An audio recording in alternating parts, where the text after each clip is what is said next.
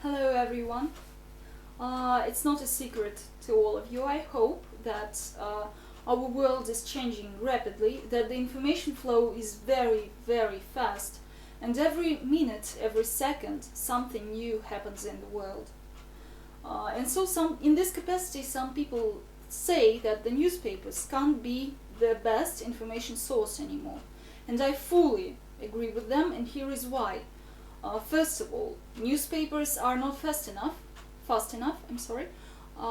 because some other modern information sources, for an example, the internet, they are much, much, much faster than the newspaper. And secondly, the newspapers can't be objective anymore. So why the newspaper is not the fastest one? Of course, firstly, because the gap between event happening and event being printed out in the newspaper is enormous. It's literally enormous, because it might reach 1 or 2 days. If person lives in a rural area, somewhere in the country, he might have the internet because it's easier, because the internet doesn't require any human resources. But the newspaper, it has to be brought to this person by a postman. And that also requires time, so the gap is increasing in this capacity. And the internet is instant. And that kind of leads us to another point in why the newspapers can't be the fastest. Because they just can't correspond to the instantness that the internet provides. Because the event happens, then the journalist sees it, learns about that, whatever. Then he writes it down. Then the chiefs and editor-in-chiefs or someone like that checks it, double checks it, triple checks it, and only after that it might be printed out in the newspaper and come into the audience. We can learn about that event in the newspaper, and it's subjective, because newspaper is a printed edition. It must demand that much of time. It just can't be anyhow different from that, because if the news must be printed out, it really does demand some amount of time. So clearly the newspaper is not the fastest news source anymore.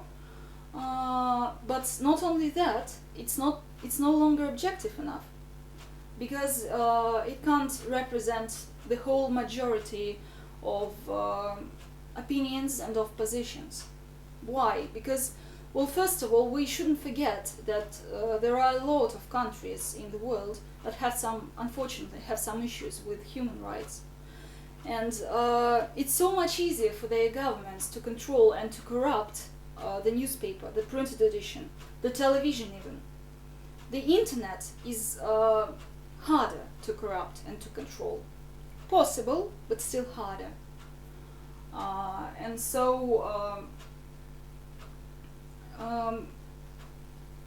Why else they can't be objective?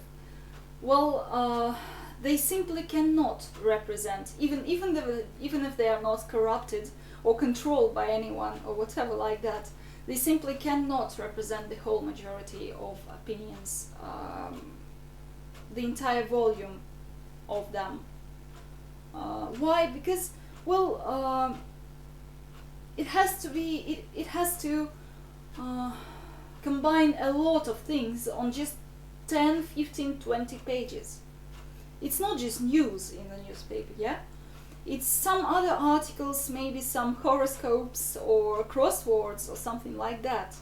And it demands the space in the newspaper. And so it can't do that because of the peculiarities of a printed edition.